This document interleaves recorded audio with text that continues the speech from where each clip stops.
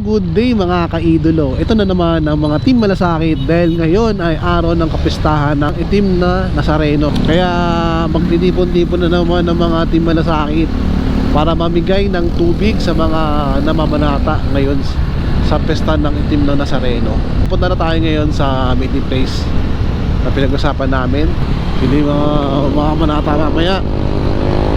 Yan, siyempre kailangan nila ng tubig. Siyempre, yun ang pangunahin ng pakailangan ng mga tao, yung tubig. So let's go! Pupunta na tayo ngayon doon.